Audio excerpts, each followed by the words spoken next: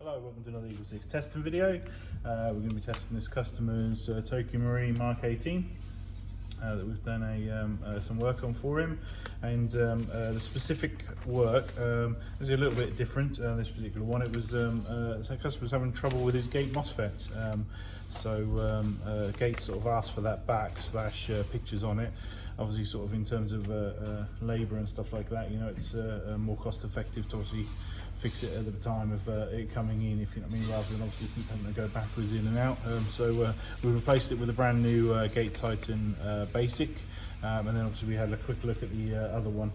It's previously one that's been soldered and repaired, as in it had damaged wiring and stuff like that. And we always obviously say whenever there's a wiring's redone on one of these Mosfets, there's always that potential chance of obviously long-term problems / it not working, because the gates are very sensitive to actually having them being resoldered and stuff like that. And I think that's what's happened is there's been some, because obviously afterwards they put this like long-term sort of coating on there, and I think that over time just, you know, the world has got onto the board, if you know what I mean. It's got some oxidization on there from what I can see, oxidization, and I think that's actually causing a problem / you know, the sensitive nature of the electronic board, and that's possibly kicking up faults. To be honest, we didn't go too much into the terms of diagnosing the previous one, so you know, it's we're trying to keep sort of time down, and just sort of go in, replace the new one.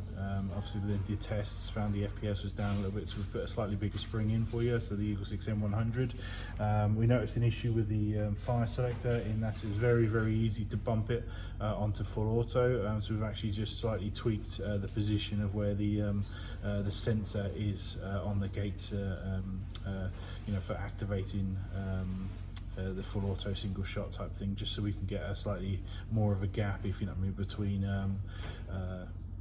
single shot and full auto, so you don't accidentally sort of bump it into full auto, and pop that on there. And then yeah, so just generally we've done our normal range tests, double check the shimming while I was in there, so passed all our amp tests, yeah, so FPS wise on 0.2s was 339, which is really good. 0.32s was 269, and obviously got full service while it's in there.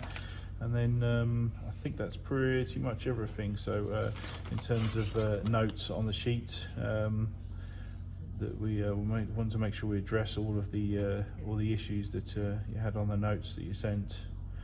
Gearbox side to side movement. So I think what maybe you were describing was possibly sort of maybe upper wobble here.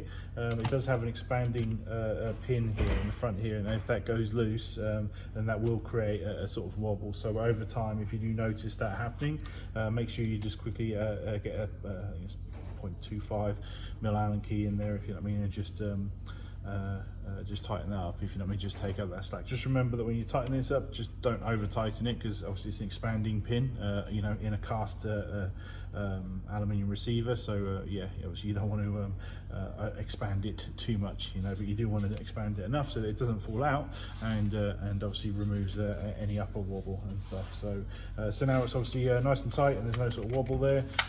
Obviously it's had its 24-hour period for the locking ring to set on this, so it's all nice and tight there. So I think we're good in terms of build. So we'll get some rounds down range just to make sure everything's solid and there's nothing sort of weird going on, if you know what I mean, because obviously essentially it was you know, it was just not performing right, if you know what I mean, with regards to that gate that was originally in there. So so we're going to try and do it. It's actually interesting. I mean, it's sort of the first gate that we've had problems with, like ever, and we've obviously installed, well, several hundreds, you know, so just ourselves, not including what's sold on the website, and yeah, it's very, you know, compared to obviously Spectre, it's like obviously night and day in terms of failure rates.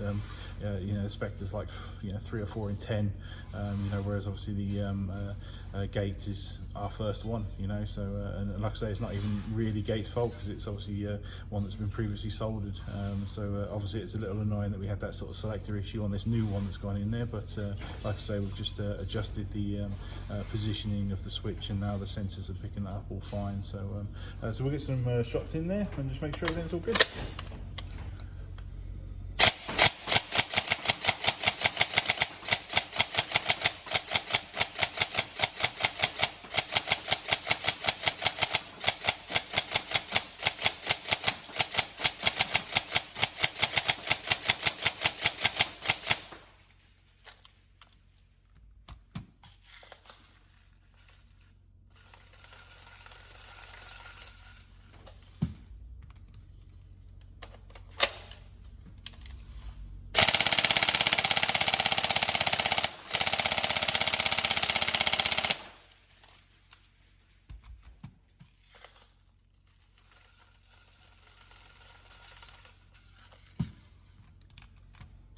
wish with this long-term testing that we could take every single gun out for a full skirmish day, you know. So I know it's weird to think about, you know, with regards to some of the new builds that we do, having them essentially using them before they go out to customers, but sometimes when you do these custom builds, you know, it's you want to, you know, get that kind of stress test on them, you know, so everything that could possibly happen to it.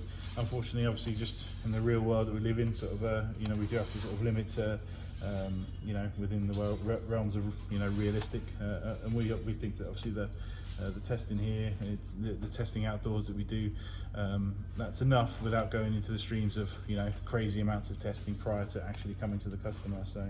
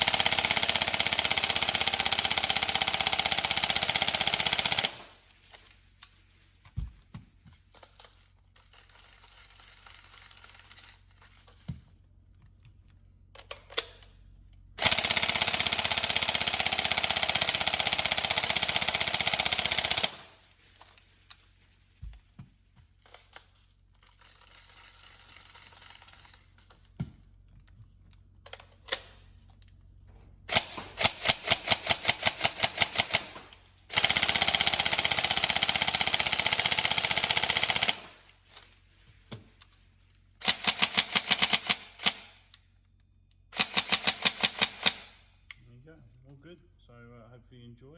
Any problems, let us know. Thank you.